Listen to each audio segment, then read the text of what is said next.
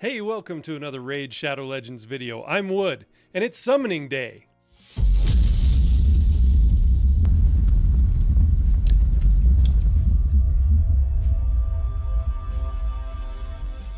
Free-to-play has a green border around it. On the free-to-play, I'll just get my daily login reward here, and it's a four-star amulet.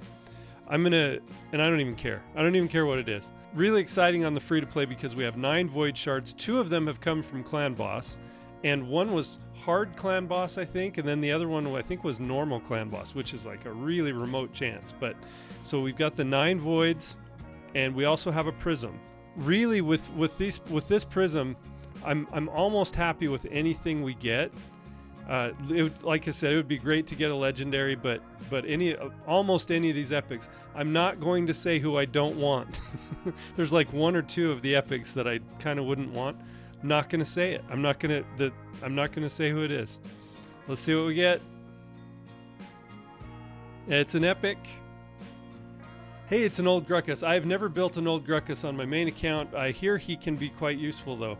Let's just look at his kit really quick. Attacks one enemy 3 times, each hit has a 15% chance of placing a leech debuff for 2 turns. Leech is awesome. You know, leech would be really nice, especially in clan boss. If we could use him in clan boss to keep our team alive. Attacks one enemy, has a 60% chance of placing a 30% decreased speed debuff for 2 turns. Also has a 40% chance of decreasing the target's turn meter by 30%. So any boss where you can manipulate their turn meter, that might be nice. So it books up to 100%. That's nice also. And then he has an AoE on his A3. Attacks all enemies, has an 80% chance of placing 50% decreased attack debuff and 100% heal reduction debuff for 2 turns. That's a good skill. Yeah. Decreased attack is always good, especially on AoE. And then he has a speed in dungeons by 24%. Okay. That'll be very good for the free-to-play account. So definitely gonna have to build him. So on the voids, for the free-to-play, I have a good feeling. I think we're gonna walk away with a Cold Heart, a Painkeeper, and a Man-Eater. That's not too much to ask. That's an epic and 2 rares, right? So I think maybe a Bellower, maybe a Fellhound. That would be really good. That would round out everything that we need for early game. So I think I don't think that's an unreasonable ask, right? Let's see what we get on the voids. 9 void shards. So excited to see okay, it's probably going to be 9 rares. I know we have a double chance. It's a 2x. Centurion is actually okay.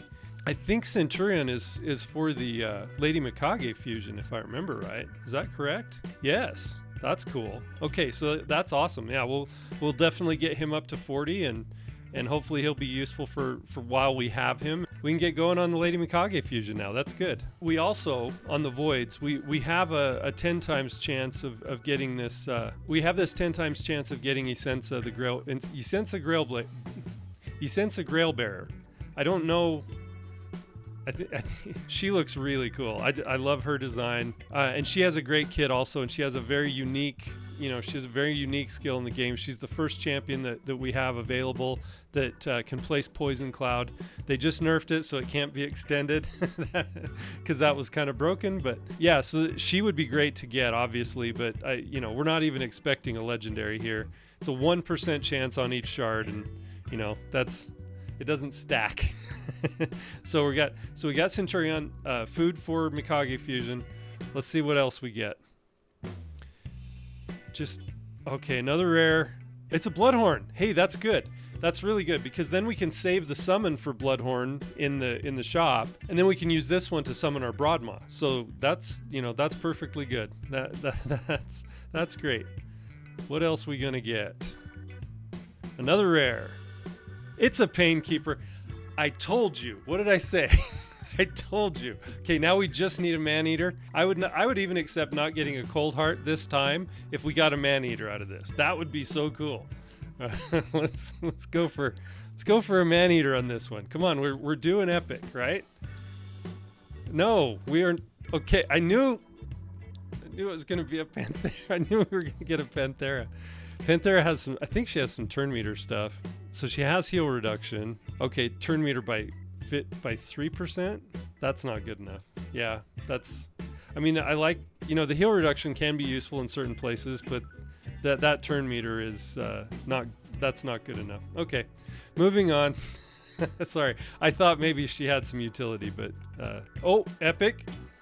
Hey, that's great. Beardall Fellhammer. He's actually really good. He places what's his passive? He places counterattack on himself. And there's certain places in the game where he shows up in a wave, and it is such a pain because he's got the counterattack, and if you don't have a buff strip, you hit him. If you're not tough enough to kill him, put him down, he comes back and hits you, and he hits pretty hard. So yeah, he can be useful. It's not the most exciting. It's not a man-eater, but it's not a seer. But Beardall Fellhammer can be useful, and he's a dwarf, and I love the dwarves. That makes our, that'll be a good pairing with Frolny on the dwarf faction. So that's good. I'm not upset about that one. Let's see. Another epic. What do we get? Oh, cool. Basher. Okay.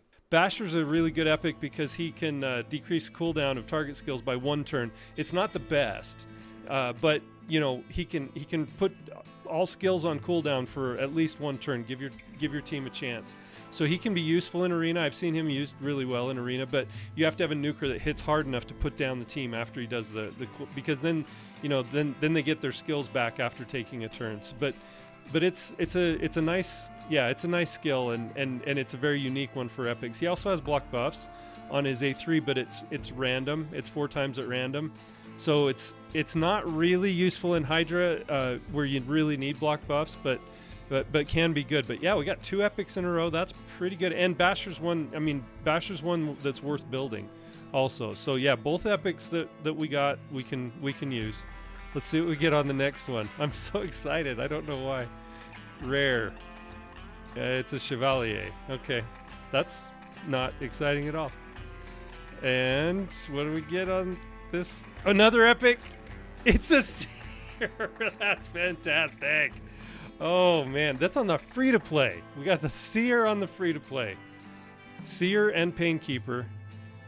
Okay, so we have one more. Does everybody know what Seer does? Does everybody know why I'm so excited about that? Okay. Seer is the hardest nuking wave clear in the game. She strips off all the team's buffs. So if you put a bunch of buffs on your team, she strips them all off, and she does damage based on how many... Her multiplier is based on how many buffs she strips off of your own team. She can also strip buffs off of the enemy team if you have her built with some accuracy. Most of the time you just go full damage build on her, for crit damage build on her, and she just nukes down the whole wave. No weak hits because she's void. So yeah, she's fantastic. And it's an orc. So and I was pretty weak in my orc faction as well. She also has a resistance aura. I think kind of underrated that she has a resistance aura. Which I actually use in one of my dungeons, so on my main account. So Seer is that. I waited 2 years more probably to get a Seer on my main account, and to have for the free to play to get a Seer on day 45. That is so good. Okay, what do we get on our last one? Come on. Oh, a Huntress. Okay, so we are pretty much ready to do the Broadmaw fusion, right? It is Huntress, right? Yeah. Okay, so we've got a Huntress, we've got Bloodhorn, and then we can just fuse these with the farmable uncommons. Okay. Yeah, we're ready to do the Broadmaw fusion. I've been collecting the fragments for both Huntress and Bloodhorn. Where are we at? We're at 80 on both of them. That'll be one I'll just be able to keep in. Once we get their fragments, I'll be able to leave them in, and they'll give us a few points. I mean, they're just rares, but it'll give us a few more points for a champion chase. Let's see how we're doing in the champion chase. That was a lot of epics. We're almost up to the epic book, and then it's 1,000 more for the Slixus fragments. On this account, probably not worth going for that, but it is worth going for the epic book. I'll probably finish that off with mystery shards. So that's exciting. And then we've been just a little update on the free to play. We've been working on Tag Arena tournament. It's slower. it's slower on the free to play. Yeah, that's really exciting. So excited to get a Seer. That's just crazy. And then the Chevalier, I've never built one. He's a void rare that I don't think has a lot of utility. Let's just look at him really quick. Oh, increased defense and continuous heal on all allies, both small version. 75% chance to stun one enemy on his A2, and then attacks an enemy 2 times, has a 20% chance of repeating the attack. Will ignore block damage and shield. Okay, he's sort of built for arena, but by the time you get a Chevalier, you've got better options. I think that's probably the way it goes. Because he's void, and you know, maybe I'll just take him up to level 40 or something like that, and then use him as a 5-star chicken. Seer is so good. It's so exciting to get a Seer on the free-to-play. Man, that's so great.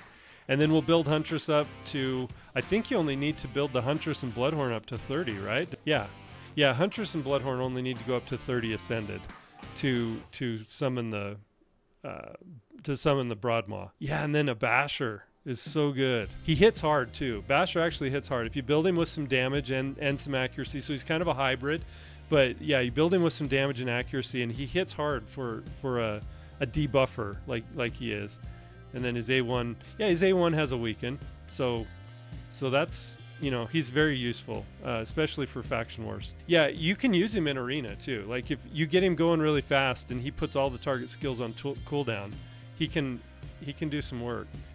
Yeah, and Panthera, that's not an exciting kit at all. I'm not excited about that. The only thing I've ever done with Bloodhorn is summon Broadmaw copies and Painkeeper. So we're ready.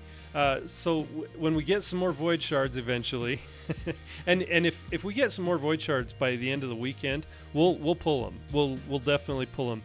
We need a Cold Heart. We need a Man-Eater. You know, that would be really nice to be able to build an unkillable team. I know it's obviously always a remote chance. Oh, he's the one. Okay, that's right. Centurion is the one that can exchange his HP with a target enemy, and then he equalizes the HP of all the allies. So if he's kind of your target and his HP is low, he can exchange with a full HP enemy, and then he can equalize, and it doesn't count as a heal. Yeah, there's a few Knights Rev that do equalize on the HP levels, and it's really cool. It's a really cool skill. Yeah, and it's going to take a while to build all these. You know, we're very early still. The Dwarves faction, where we got our mythical, we got our Beardall Fellhammer also, and he hits hard. So yeah, we'll build him with some damage. But it's going to take a while. We'll just go ahead and start on Painkeeper right away, you know, as much as we can. Get her built up so that if we do get a, you know, block damage or an unkillable, so we can build an unkillable clan boss team, we'll at least have the Painkeeper there ready to go when we get it. Yeah, so that's exciting, man. That's great. I'll finish off the event with mystery shards if I don't get any more voids. It'd be cool to get some more voids from clan boss over the weekend. It's a remote chance, but we're gonna hold out hope. All right, no border on the budget account today. We're going to open 7 voids. We only have 7. The free-to-play had the RNG luck on its side, and 7 is what we have. So that's what we are. Oh, and we got our prism. Let's do our prism first. Yeah, let's hope for the legendary on this one. What do we got? For the budget account, we are going to get an epic, and it's a Skrank. That's really good. Skrank is awesome. He's got AoE HP burn on his A3. This is going to help us a lot with Spider. He also hits hard. When he's booked, he has a 100% chance. It's 100% AoE HP burn. That is fantastic. So that's going to help a lot. Attacks one enemy 2 times, heals this champion by 15% of their max HP on each critical hit. So he's got some healing, some self-heal. Places a 50% increased attack buff on this champion for 2 turns if the target is under an HP burn. So he gets an extra increased attack if his HP burn landed on the target that he's attacking. And then attacks one enemy, has a 40% chance of placing a 25% weaken debuff for 2 turns. This chance increases to 75% if the target is under an HP burn. And you don't get any increase on that with books, but you do get damage increase. So that's a nice skill as well. And then he's got a passive that increases the champion's attack and crit damage by 5%.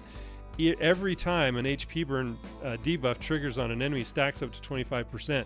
So in Spider, for example, that'll stack up really fast. So that'll give him an extra 25% crit damage and attack. And so yeah, he hits really hard. Once those HP burns start popping off, he really increases his damage by quite a bit. That's cool. And he's a void. So we didn't even have to pull a void shard to get a void champion on that prism. I knew that was worth going for on the prism crystals. I think it's great, Arbiter. Thank you for asking. Let's get something else. Let's get a man-eater on this one, right? Can we get him? There's a seducer. Seducer has a block debuffs and increased defense. It's a 4-turn cooldown though. So, I mean, it's a 2-turn block debuffs, which is really good, but it's on a 4-turn cooldown. To me, I know some people like Seducer. It's hard to make him work. He's okay. I think he's okay. And then he's got HP in all battles by 25. He's okay. I've never been excited about building a Seducer, but let's see what else we get. Let's go for a Man-Eater, a Painkeeper, and a Cold Heart, right? Okay, so not... Oh, Tree Shield's good. Tree Shield Knot is a reviver. He's probably one of the best rare revivers in the game. And, you know, being Void, that makes it really good. He has 2 random allies, which is kind of, I mean, that's almost like an epic. You know, there's a few epics that have 2 random allies on a revive. So, yeah, that's a pretty good revive. Yeah, I'm thinking of Caden, the Dark Elf. Caden has revives 2 random allies, and that's what a lot of people build him for. So yeah, he can be very good. He also has a decreased attack on his A1, right? Yeah, but it's 1 enemy. So he attacks single enemy 3 times, has a 20% chance of placing a 25% decreased attack debuff for 2 turns. It doesn't say 20% on each hit. It goes up to 35%, and then I guess if you put Sniper on, but I don't know that you would build him with a lot of accuracy. It's a small version of decreased attack, and I don't know. We've already got that on a lot of our teams, so I'm not sure I'd build him with accuracy. I'd probably rather build him with resistance so that he doesn't get CC'd, so that we can take advantage of his revive. But yeah, great for Sylvan Watchers. Very good. All right, let's see what else we can get. So far, no real stinkers yet. I mean, most of what we've got has been, you've got to be kidding me. Except, just as I'm saying it, you know, I was almost ready to say, except on the free-to-play, we got the Panthera.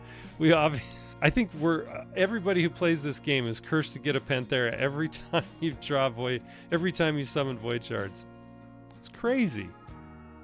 Panthera. Oh, we got an epic. Oh, good. This is cool. Ursula the Mourner.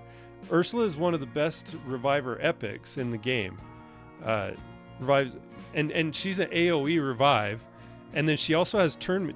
She gives them 50% turn meter. That's actually a better, with 75% HP. That's a better revive than Duchess has. I mean, obviously she doesn't do a lot of the other things that Duchess does, but she's really good. The only problem with Ursula is you're using her as a support because she does revive, but then she doesn't heal or anything like that. So you kind of have to have another support in, or at least leech or something like that. But she hits pretty hard. You know, for a support champion, she hits really hard. This is a cool AoE that she has though. She has increased attack on your team and decreased attack on the enemy team, and it's AoE. It's 100%. It takes a lot of books to make it work right, but it's a really good skill. Yeah, I really like that skill, as well as her revive.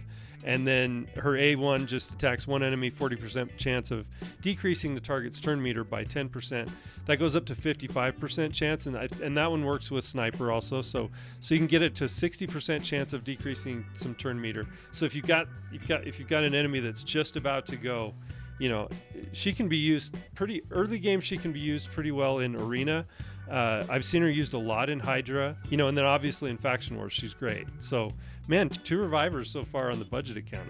That's pretty nice, and they're both Void, you know. And then with Skrank as our Void. Oh, another epic. What do we get? Hey, Skathix. I love Skathix. With Skathix, he gives you a big fish slap. I love his design. It's all about fish with this guy. He's got a big hook on his weapon. He's got a big fish around his neck. Crazy. And then he's got a basket of fish, and one of his skills, and then like look, he's got fish hanging from his, what do you call that? It's a Scottish thing. I can't remember what it's called. If you know what that's called, what this decoration is called, and please put it in the comments, because it's right there. But yeah, Skathix is really good because he has a cleanse with a block debuff. So the block debuffs is only 1 turn. No, 2 turns. No, that's better than I thought. Yeah, I've used him. Like, that's funny. I've used him on my main account, but I thought that was the block debuffs was only a 1 turn. But it's 2. with the shield. Really good. Shield buff is equal to 20% of his max HP. So it's a really nice shield if you build him with a lot of HP. And then he gets block damage if his HP drops below 30%. So if he takes a big hit, like say for example, he can be used in Hydra. I used to use him when I first started doing Hydra, and I didn't really have a lot of buff strip or anything. And this ability, this transfer rush, attacks all enemies, has a 75% chance of stealing one random buff from each enemy. I would use it to try and steal a block debuffs or an increase attack from the Hydra heads. It's not that great because it's only one from each enemy. If they have more than one, you're kind of, you're rolling the dice. But he also has a decreased speed on his A1. So Skathix can be very useful. That's really good for Lizardmen. Very cool. Man, we've still got 2 more. 2 epics in a row. And we also got a Skrank from the Prism. So yeah, we've got 3 Void epics now on the budget account. Okay, Rock Beast. He's an ogre, but he's okay. He hits pretty hard though. Oh, cool. Skimfos. That's great. Man, we keep getting turn meter. On the so Skimfos is really good. He has a turn meter steal. Yeah, he transfers debuffs, so he can transfer from the enemy to from allies to himself. Okay, so on this skill, he attacks all enemies, has a 75% chance of placing a 50% decrease attack debuff for 2 turns. So there's another AoE decrease attack that we have, and then after attacking, transfers all debuffs except the CC debuffs from all allies to this champion. So if you've got a bunch of poisons or decrease attack or decrease defense or whatever, he'll put those all on himself. He doesn't do the CCs though, which is kind of a bummer, but wherever you're going to be using him, this can be really useful, especially if you've got like heal reduction or like in Ice Golem where you've got heal reduction a lot. That one can work really well there too. And then when he's ascended, he's got this passive, heals this champion by 5% of their max HP for each debuff on them at the start of each turn. So he actually gets heals for all the debuffs on him. And then if the champion is under 4 or more debuffs at the start of a turn, places a 50% increase attack and 30% increase crit damage buff on this champion for 2 turns. So actually having the debuffs on him is beneficial to him because he can put the increased attack and increased crit damage, and he gets a heal from it. So it's a really cool passive, and he has attack in Doom Tower battles by 30%, which is kind of okay, but not an aura that you would use very often. But then he transfers all the debuffs from this champion to a target enemy, then attacks the target, steals 100% of the target's turn meter if this attack is critical.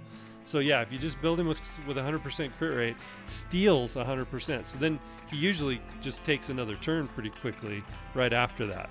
So it's nice for Fire Knight. Man, we've got a lot of turn meter control. It's funny. It's funny how one account has so much turn meter control and the other one really I haven't gotten very much at all. So yeah, so on the budget account, we've got a lot of turn meter control. Gimphos is very, very good. Very excited about that. Good, exciting pulls. No Man-Eater, no Cold Heart. We did get a Painkeeper on the free-to-play, so that's good. And Ursula, man, what a great reviver. Got 2 really good revivers, really solid. Skrank, and the Rock Beast. And I can't remember, he's for something. I'm sorry, I'm clearing red dots because I hate them. I hate the red dots. They drive me crazy. If you're anything like me, I'm sorry. I sympathize. Really solid pulls there for the Voids. Other than Panthera. Why? Just don't. Look at that many books she takes on her A1. 3%. So her max is 9% turn meter reduction. That's the max. Like she has 75% for each hit, but still, that's her max is 9%. Yeah, Seducer's okay, but Skimphos is so good, and he hits pretty hard too. I mean, you have to build him with a lot of stats, You want him to hit hard and take advantage of that. You have to build him a lot of stats. But you can see his behind my head there. You can see his base speed is 102. Really good. Yeah, he's such a good champion. He's got really pretty solid base stats also with his attack and his defense. He's not low on defense. He's kind of low on HP, but he gets those extra heals. So because he takes all the debuffs from your team, puts them on himself, and he gets a little bit of extra healing. So that's really good. So happy about that. Yeah, so about the same. We're pretty close to the epic book. I think, yeah, I'll go, yeah, I need 350 more points for that. So hopefully we'll pick up another void shard. It's a remote chance of getting another void shard, but I'll just finish it off with mystery shards if we don't get the void, and at least get the epic book. I don't have a need to go for the fragments for Slixus. Is that his name? Slixus. Yeah, I don't really have a need. We're going to have enough events. I'll at least get one copy of Slixus. I was going to go for 2, but I decided, let's just keep building the account and keep building our champions. Eventually, we'll fill up the faction guardians, in the lizard men with epics and stuff. So not too worried about that. But man, a seer on the free to play. That is so good. Just so good. Can't believe it. But yeah, on the budget account, we're still working our way up. Like I said, we're also doing the Tag Arena tournament here, and we're almost done with Dragon. Yeah, so we've just got the 1 milestone left. So a few more points on Dragon, and we'll get the epic book, and then we'll get back to farming Minotaur and potion keeps and stuff, and just really trying to build the teams we have. We've got a lot of work to do now with these really good voids that we have to build, and so those will all help a lot of those, other than Panthera, most of those will be very helpful to our account. And maybe she hits hard. I don't know. Maybe I'll build her up to 30 or something. We'll run her in Faction Wars and see what she can do. And I don't know. Maybe she'll surprise me, but never been excited about getting a Panthera. When Panthera was introduced was the Pixneal fusion. I remember it's because that's when I started playing the game, and I was trying to get Pixneal, and I couldn't get a Panthera to fuse because she was in the bracket with Balthus Droglord. Yeah, I remember this. It's like it was made quite an impression on me that I couldn't get that Panthera so that I could fuse Balthus Droglord, because I had the other 3 epics: Gerhard the Stone, Alaric the Hooded, and Rugnar Goldgleam was the Void dwarf. And those were the 4 epics involved in the Pixneal fusion. And I just lacked that one Panthera, so I must have missed an event early on in the fusion and everything. And I was so mad that I couldn't get the Pixneal fusion done, and now I'm so glad I didn't. I did actually pull her from a shard later on my main account, though. But anyway, that has nothing to do with anything. That's what I associate. So I have some bad feelings, some negative emotions about Panthera, because she was the one that caused me not to get Pixneal, which now isn't a big deal, because I've never, even if I had pulled her then, I would have found out very soon that she wasn't going to be good for anything.